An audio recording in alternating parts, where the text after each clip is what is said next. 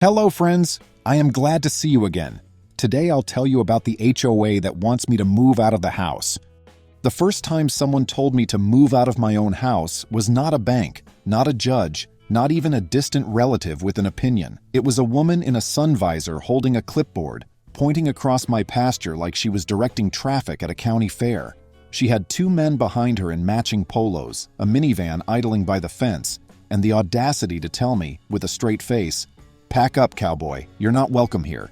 We're calling 911. If you're rolling your eyes already, I get it. I would have too a year ago. Back then, I thought homeowner associations were like raccoons, annoying but manageable if you kept the lids on tight and didn't leave out pet food.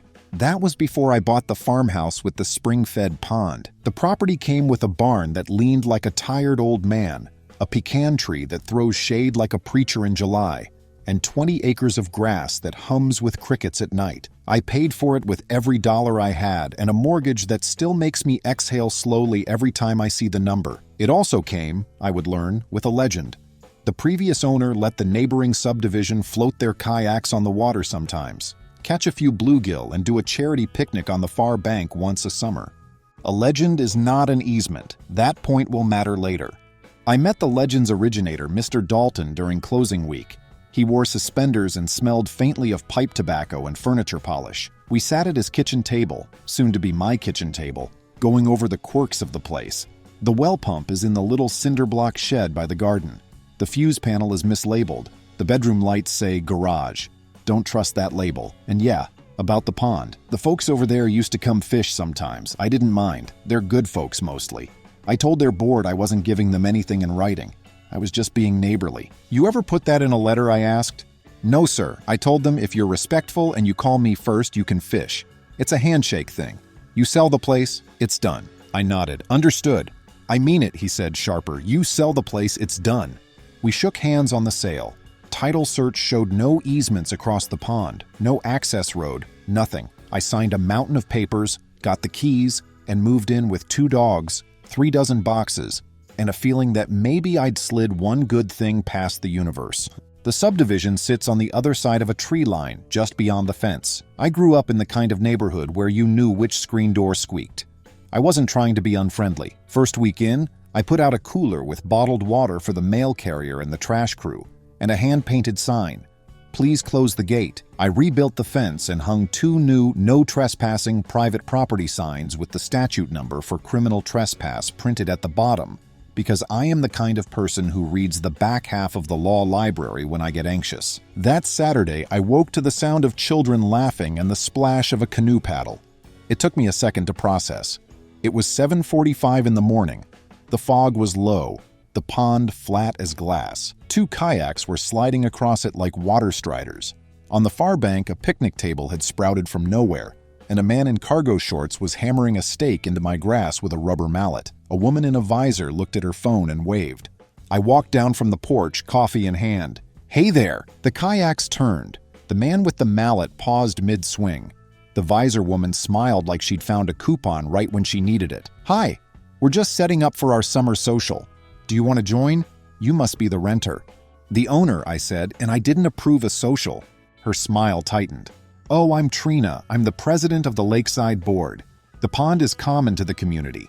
We've had this event for years. The previous owner allowed it." "Good morning, Trina. I'm Evan. The pond is on my private property. The title says so. The previous owner gave permission as a courtesy, not a right. I'm not continuing that arrangement." Her eyebrows went up like window blinds. "Oh, sweetheart, that's not how this works. The board voted to continue the use of the lake. We call it the lake, and we passed the motion last meeting. What you call it doesn't change where the boundary lines are," I said. I took a sip of coffee because I didn't trust myself not to say something less measured. "There's no recorded easement, no license, no nothing. You can't be here." She stared at me like I'd switched languages. The man with the mallet called over, "We paid the vendor for the bounce house." "On my grass?" I said. Trina turned her phone so I could see a photo of Mr. Dalton, smiling in front of the same water, a folding table behind him laid with hot dogs. "He supported our community," she said, as if the ghost of a nice old man could sign deeds. "We've budgeted for this every year. The board authorized it." Her voice had the tone I've heard from people returning a toaster without a receipt. "We will use your pond anyway." "You can float ideas at your meetings all day," I said, "but you can't float your kayaks on my pond. Pack it up." She wrinkled her nose like something smelled off. "We'll see about that. I don't love calling the police. But I didn't move to the country to spend every Saturday negotiating whether my lawn is free to rent, so I called the non-emergency number and explained.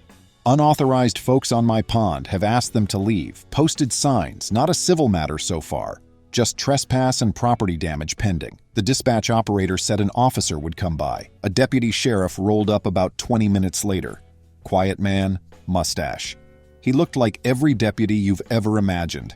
Calm, polite, carrying the weight of everyone's worst day in his pocket. He asked for IDs, listened to both sides, and asked the homeowners to pack up. Trina launched into a speech about community traditions and how my house used to be part of the neighborhood in spirit. The deputy looked at me, then at her. "Ma'am, this land is privately owned. Unless you've got a recorded easement, you need to respect his wishes." She folded her arms. "We have years of use." "Use with permission," I said. "Permission's been revoked," the deputy added. "Please gather your things." They didn't go quietly. The man with the mallet muttered something about unneighborly. They left tire tracks on the far bank where they'd pulled a trailer, which I carefully photographed. When they were gone, I walked the edge of the pond and picked up every straw wrapper and plastic fork I could find. I felt like I'd just evicted squatters from a dream. That night I wrote a letter, certified mail, return receipt to the Lakeside Board at their P.O. box. Short and formal. "Dear Board, this is notice that I do not grant permission for any member or guest of your association to enter my property for any reason. Any previous permissions from the former owner are revoked as of the date of this letter. Any entry will be considered trespass. Sincerely, Evan." I included a copy of my deed with the parcel map highlighting the pond and shoreline within my boundary, and a copy of the state statute that lays out how to post your land. The next morning, I posted additional signs, one at the gate, one on the dock. I bought a game camera and aimed it at the path through the trees, a path I hadn't noticed before because it was more of a suggestion worn into the grass. Turns out, my bank wasn't the only one who saw my place as a community asset. A week later, I came home from a grocery run to find a laminated notice zip-tied to my fence. "Community emergency meeting tonight. Agenda, lake access, unreasonable new owner, possible legal action." I felt the way a dog must feel hearing thunder in the distance. I fed the dogs, shut the gate, and called Mr. Dalton. He picked up on the third ring. "I thought I was being neighborly," he said when I explained. "I told them every single time, if I sell, it's over. I didn't give them any paper. You get my binder? The one with the receipts and the well log? Yeah. There's a note in there from me about the pond, front pocket. I wrote it down for the record. I flipped through the binder on the kitchen island until I found the note. Any use of pond by Lakeside was by verbal permission, revocable. No easements granted. I scanned it and emailed it to myself. I wasn't sure what I would need, only that having it felt like putting on a seatbelt before the crash. They didn't wait long to test the boundary. It was late afternoon a few days later, sun pressed down like a palm, when I heard whoops and the zip of a fishing line. I walked down and found two teenagers on the dock, barefoot, one of them wearing a shirt with the subdivision logo. There were more kids on the path. I could hear them. I could smell barbecue. "Hey," I said, calm. "Private property, you gotta go." "Board says we can fish," a tall one said, rolling his eyes. "The board doesn't run my land," I said. He shrugged. "They said you were just being difficult. They said they called 911 on you already." I blinked. "What?" "About the other day." He lifted his chin like it was a dare. "They said you were harassing moms, trying to keep people from the lake." I pulled out my phone. "Okay, pack up. I'm calling now." The operator asked a few questions, familiar voice. She must have recognized mine or recognized the address. "Deputy's on his way." The kids scattered like pigeons. I stood on the dock and waited. The deputy from before showed up again, which was both comforting and embarrassing. I didn't love being the house that called about pond issues twice in 1 week. He took the report, looked through the trees to where a grill smoked sullenly in the shade, and walked over with me. A handful of homeowners were there, folding chairs set up like a little amphitheater around a portable speaker. Trina was there too, visor tilted, clipboard out. "Officer?" she called. "Thank goodness. This man is disrupting our community. He's blocking access to the lake. We pay dues to maintain it." The deputy didn't bother hiding his sigh. "Ma'am, we've been through this. She spread her hands. "We called earlier. He threatened our kids." I stared. "What?" "I asked them to leave, that's it." "We're calling 911 again," a man said, brandishing his phone like a talisman. He hit the screen dramatically. "Yes, dispatcher? This is an emergency. The man at the farm is confronting us. He's making threats. He's armed." My stomach dropped so hard I felt it in my knees. "What are you doing?" I asked him, voice low. The deputy's head snapped toward the man. "Sir, hang up the phone. Do not lie to dispatch." "I saw a gun," the man insisted. "He's carrying—" I held up my hands. "I'm carrying a set of keys and a water bottle. I was wearing shorts and a t-shirt. The only thing clipped to my belt was a tape measure because I'd been fixing a gate latch. No gun." The deputy looked at me. "Would you mind if I pat you down?" "Go ahead," I said. He did. "Nothing," he reported. He turned to the man. "Making a false report to 911 is a crime. You want to go down that road?" The man's jaw worked. "We have a right to this lake." "No, you don't," the deputy said. "Pack it up, all of it now, or I start writing." They packed it up. Not all of them glared, and not all of them muttered. Some looked embarrassed. A woman apologized in a whisper as she collapsed her chair. "I told them this was messy," she said, not meeting my eyes. "I'm sorry." I stood on my own property with a deputy, sweaty and furious, watching people who lived across the fence bundle up in defeat. I wasn't angry because they wanted to be near water. I was angry because someone had told them they were entitled to it, and they believed it over my deed, over the law, over the deputy standing in the grass between us like a referee no one respects. That night I installed 2 more cameras, one at the path and one by the dock. I registered for the county's No Trespass Letter program, which lets property owners authorize the sheriff to remove trespassers without the owner present. I printed 3 more copies of my revocation letter and hand-delivered them to the subdivision office, a little room by their pool with a bulletin board labeled Community Pride. While I was there, a man came in carrying a box of bottled water and stopped when he saw me. He was in his 50s, tan lines where sunglasses sat year-round, a contractor's hands. "You Evan?" "Yeah." He looked toward the office door like he was checking if anyone could hear. "Name's Cole. I do maintenance around here. Just so you know, they took money out of the landscaping budget last year to stock fish in your pond." "Excuse me?" I said. He rubbed his neck. "They said it was a lake beautification, wrote it down as plants, bought a bunch of bass and a few grass carp. Cash. You know, because they didn't want to fill out paperwork with a fish hatchery. I don't love it. I'm just telling you because I think you're getting a raw deal." I stared at him. "Why are you telling me?" "Because it's going to get uglier before it gets better," he said. "And because I live on the corner house and my wife is tired of drama. Do you have proof?" He shrugged. "I saw the receipt. They kept it in the office until last month. Might be gone now." Back home, I pulled up the county's property maps. I traced the lines. My parcel a neat rectangle with a bubble for the pond.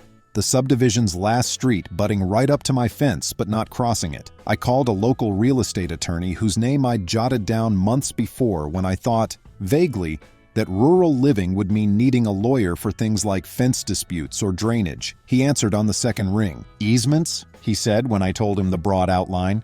"Let me guess. They say they've used it for years." "Yep." "Use with permission is a license, not an easement," he said. "A license is revocable. Permission defeats a prescriptive easement claim. No writing, no easement, no payment, no lease, no recorded instrument, no rights in the land. You're on the good side of this. I'll send a cease and desist letter on my letterhead. You keep your cameras running and your signs posted. Don't escalate. If they cut locks or damage property, call the sheriff. We'll get affidavits from the previous owner and the title company. And stop talking to the board president without witnesses." He did what he said he'd do. A formal letter went out to the board, citing the law and inviting them, politely, to stop trespassing. We got an affidavit from Mr. Dalton stating he never granted any recorded or unrecorded easement, only revocable permission. My title policy showed no encumbrances. I slept a little better that week, until Saturday. At 8 a.m., my dogs went off like sirens. I looked out the window and saw a pickup nose up to my gate. The chain I'd wrapped through the latch was cut clean. The gate hung open. A convoy of minivans crept down my driveway like they were afraid of waking someone. By the time I ran outside, 4 people were at the pond. A man in a gray polo I'd never seen before was unfolding a portable sign that said, "Lakeside Lake, members and guests only." "Stop," I said. "Who are you?" He looked me up and down. "Security," I laughed. "For who?" "For the association," he said. "We're here to provide access." "You just cut my chain," I said. He glanced at the lock, then at me. It was obstructing community access. I pulled out my phone and started filming. "Say that again." He stiffened. "We have a right to the lake. We've consulted counsel." My phone footage caught the detail I needed. A glint of silver in the grass by the gate. I picked it up. Bolt cutters. A scratch of paint on the handle that matched the HOA's security cart I'd seen near their pool. Bright and cheery as a toy. I dialed 911. The operator that answered had the same patient tone as a school librarian. "What's your emergency?" "Criminal trespass and property damage," I said. "There are people on my property who cut my chain to get in. I have video and the tool they used." I stayed on the line until I heard the sirens. When the deputy arrived, this time a different one, younger, but with the same tired competence, he took statements. He photographed the cut chain, the bolt cutters, the portable signs someone had the audacity to try to plant on my grass. He asked the polo man for ID. "We're within our rights," the man insisted. "This lake is a community amenity."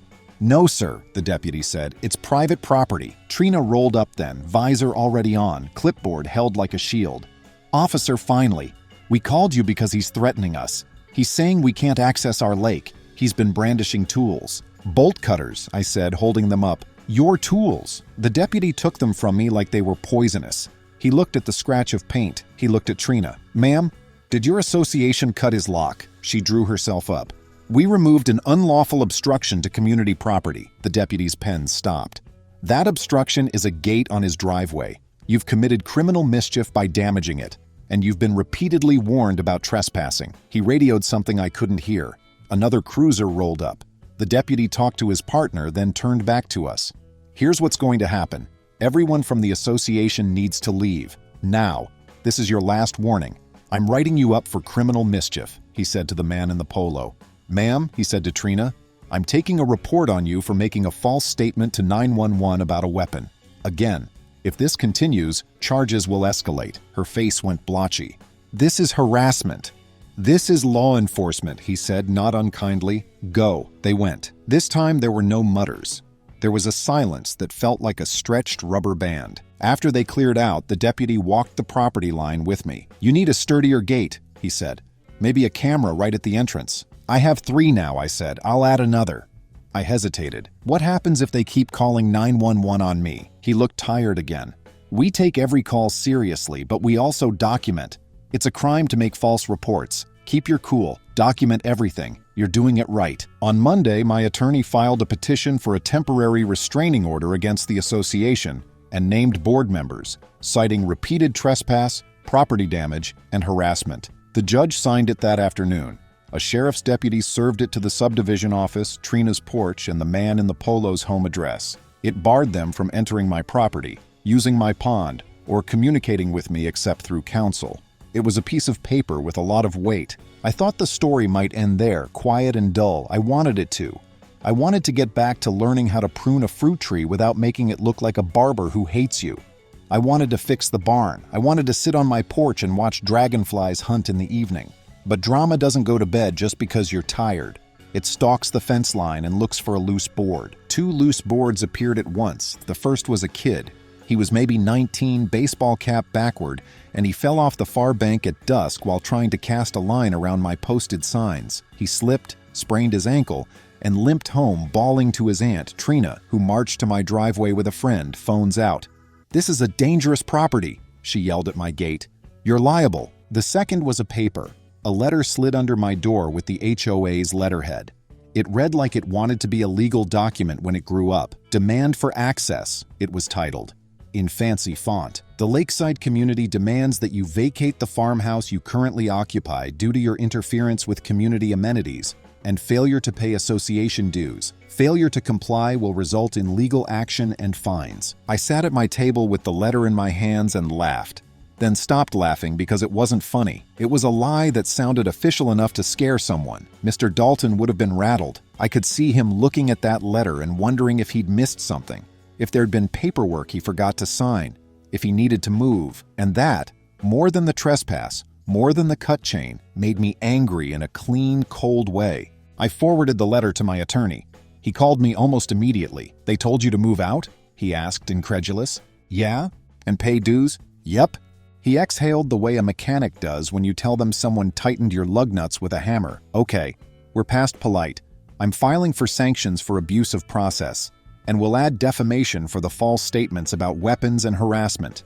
Get me a copy of that letter about the kid's ankle if they sent one." "They yelled at the gate," I said. "I've got it on the camera." "Perfect," he said. "And I want you to do 2 things. 1, call your homeowner's insurance and report a potential claim in case they try to sue over the ankle. You've got posted signs, you didn't create a hazard, it's a natural body of water and he was trespassing. 2, write up a simple revocation of permission notice and a no trespass list with their names. The sheriff can enforce that directly." I did both.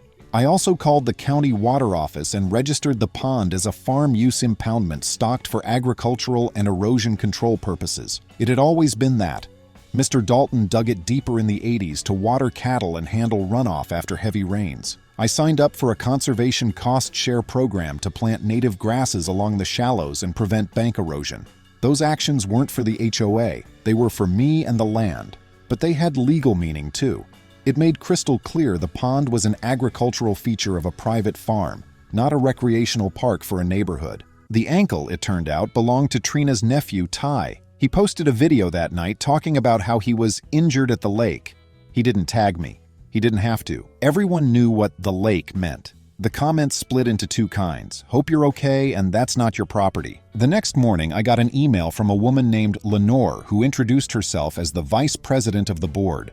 She wrote like someone putting down a heavy bag. "I'm sorry," she began. "I didn't vote to send that letter. I'm not sure the rest of the board saw it before it went out. I've advised Trina to retract it.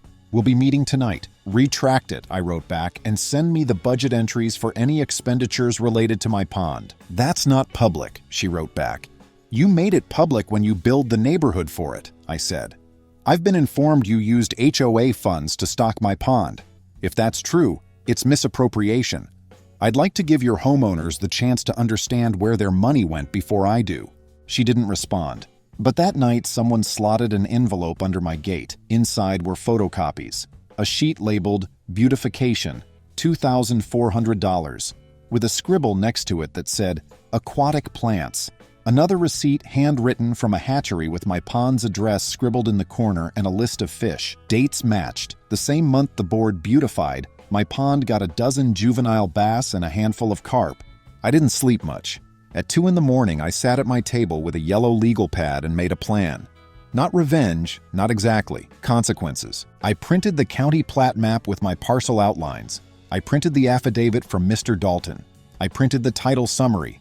I printed the receipts that someone was brave enough to slide under my gate at midnight. I printed stills from my cameras, the cut chain, the bolt cutters with the paint scraped off, the deputy standing on my grass telling them to leave. I filed my motion for sanctions through my attorney and authorized him to serve it.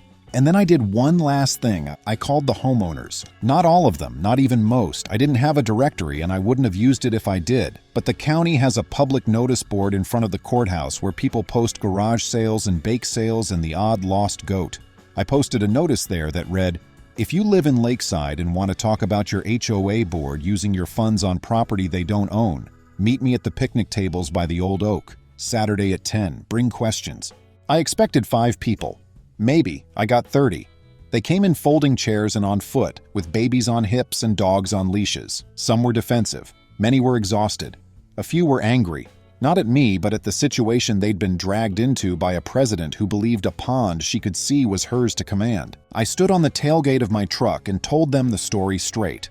No embellishment, no gloating. Here's my deed. Here's the map. Here's the law about easements and how permission defeats adverse use. Here's the deputy's report. Here's a photo of your board's bolt cutters. Here's a receipt with your dues going to stock my pond. Here's the letter that told me to vacate my house and pay dues to a neighborhood I never joined. And here's the part that matters, I said. You've been lied to. You've been told this pond belongs to your community. It doesn't. It never did. I'm not your enemy. I live across your fence. I want to be a good neighbor, but good neighbors don't demand what isn't theirs and call 911 when they don't get it. A woman near the front raised her hand like we were in school. What do you want from us? I want you to vote, I said. I want your board to retract that letter, apologize for the false reports, and pay for the damage to my gate.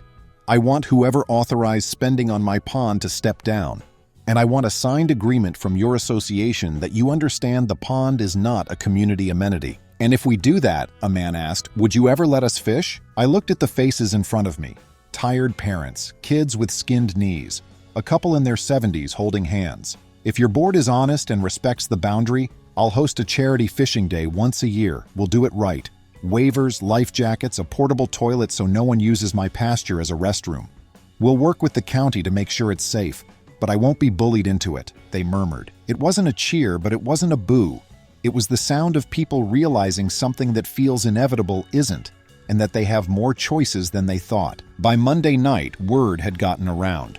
The board scheduled a special meeting in their little office by the pool, and they left the door open because it was hot, and because closing it would have looked bad. I stood outside with my attorney, arms crossed, and watched as homeowners filtered in. When Trina arrived, she cut a lane through the crowd like a ship through water. Her jaw set when she saw me. Then she smiled. A small thing. "Evening," she said. "Evening," I said. She took her seat at the folding table. The vice president, Lenore, sat next to her, lips compressed. They called the meeting to order and read an agenda that might as well have been labeled, "Everything that went wrong and how it's going to cost us." The first homeowner to speak was Cole, the maintenance guy with contractor hands. No preamble. "Who told me to stock a pond we don't own?" Silence stretched until Trina said, "We approved beautification." "Stocking fish isn't beautification," another homeowner snapped. "If you wrote it up as landscaping, that's misrepresentation." A third added, "We can't spend dues on property we don't own. That's not even gray." A woman waved a paper. "I've got a letter telling the farm owner to move out. Who thought that was smart?" "It's unenforceable," Lenore said quietly. "I told her." She stopped, swallowed. "I told the president it was a bad idea." The room was too small for that much heat. Voices overlapped, the air thick. My attorney leaned in and murmured, "They're about to eat their own. Don't say a word." So I didn't. Hands in my pockets, I let a board that treated my boundary like a prop answer to the people they were supposed to represent. I didn't cheer when someone called for a vote of no confidence. I didn't gloat when a homeowner mentioned the deputy's warning about false 911 reports. I kept my face neutral when another asked, almost politely, how they planned to pay the settlement my lawyer had said I'd seek for trespass and vandalism.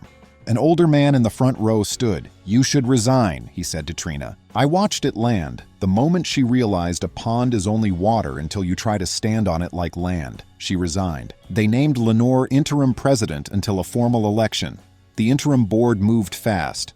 They retracted the move-out letter, voted to issue a public apology to me and to their homeowners, accepted liability for the cut chain and gate repairs, and agreed to sign a written acknowledgement that the pond is not, and has never been, a community amenity. They called a short recess. Someone cried quietly in the corner. My attorney checked his email for the 10th time, reflex. When they reconvened, Lenore announced the association's insurer would handle claims for trespass and property damage. A ripple of gasps. Everyone knew that probably meant a special assessment. No cheers, no shouting, just a group swallowing a bitter pill because the other options were poison. Outside, Lenore walked over, hands in her skirt pockets. "I'm sorry for what we put you through," she said, wrung out. "I tried to slow her down. I should have tried harder." "You did something tonight," I said. "That matters." "We'll send the acknowledgement letter," she said, "and the apology, and the budget copies," I added. "And the budget copies," she echoed. We stood a minute in the humid evening while frogs tuned up from a pond that finally felt like just water again. That night I sat on my porch with the dogs and watched the light slide off the pecan leaves as bats started their loops. For a second I considered letting them do a charity picnic next year to show no hard feelings. Then I remembered the laminated unreasonable sign, the false armed call, the cut chain on my own gate. Forgiveness is a gift. It isn't a contract term you extract by threatening to dial 911. I didn't yet know the real fireworks were still ahead. The drainage easement behind their pool they'd treated like a park. The 911 audio where Trina said, "Just say he has a weapon. It'll make them come faster." The night Ty spray-painted Community Lake on my dock and ended up scrubbing boards in the noon sun while two neighbors and his aunt watched. What I did know was who I was, what the law allowed, and that a pond can be the quiet center of a life again, if you defend it the way you defend anything good you worked hard for. Friends, thank you. See you soon.